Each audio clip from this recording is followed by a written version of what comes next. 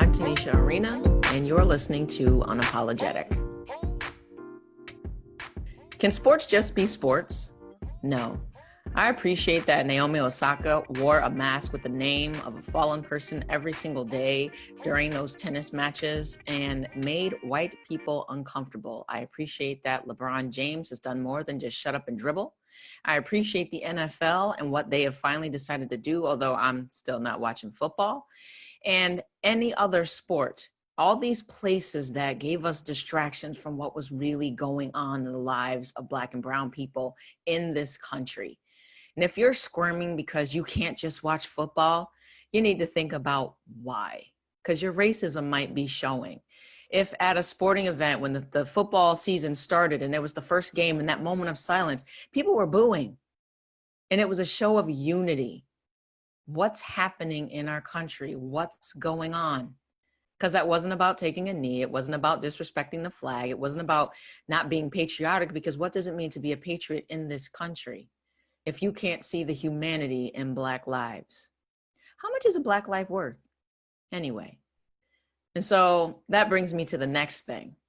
So yeah, I had a hat on yesterday that said, "Make America Great." Ooh, make America arrest the cops that killed Breonna Taylor. And it was the same day that a $12 million settlement was reached with Kentucky and her estate. How much is a Black life worth? Is that enough? I want you to think back. Do you know who Justine Diamond is? No? She was a white woman and she was killed by a Black police officer, and her settlement was $20 million. And that officer was promptly arrested, convicted, and sentenced to 12 and a half years in jail. This one settlement of $20 million is more than the settlements to Sandra Bland, Eric Garner, Philando Castile. The list could go on. One white woman, $20 million, a cop immediately arrested and put in jail. We're still asking, what about prosecuting the cops that killed Breonna Taylor? She's been on the cover of Oprah magazine. There was a billboard. There's all of these wonderful gestures and things. And so now there's going to be no more no-knock warrants. But that doesn't change the systemic and institutional abuse that takes place in our police departments. This has got to change. Tax dollars are paying that $12 million. So that means that if you're a tax-paying citizen, even if you don't agree, you're paying for this.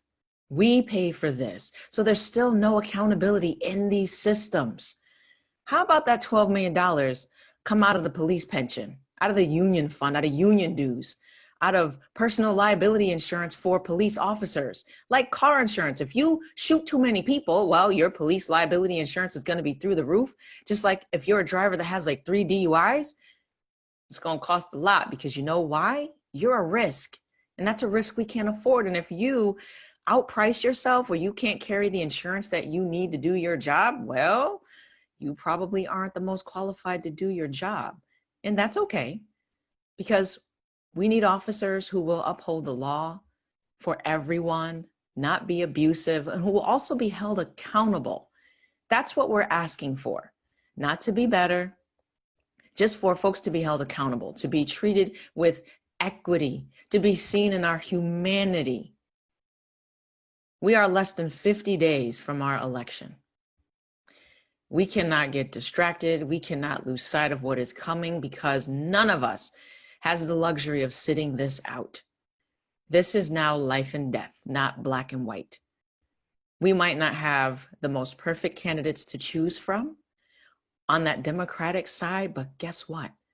None of us can do another 4 years of this. I can't even imagine what it would be like. I don't want to, because it's a scary thing. And you've got to consider what that vote means in the long run, because it's about, we have a housing crisis that's about to pop off, and who's going to be the Secretary of Housing and Urban Development? Our kids are distance learning right now. Parents are going through it. Teachers are going through it. Who's going to be the Secretary of Education? Who's going to help us get through this pandemic that still exists? It didn't go away. COVID-19 didn't say, hold up, I'm going to take a break while you handle your racial justice stuff. It's still here. So we can't breathe, and we can't breathe because the West Coast is on fire, and that has also made its way to the East Coast because the smoke doesn't know to stay in the smoking section. So we all have to do something. Nobody's going to get out of this.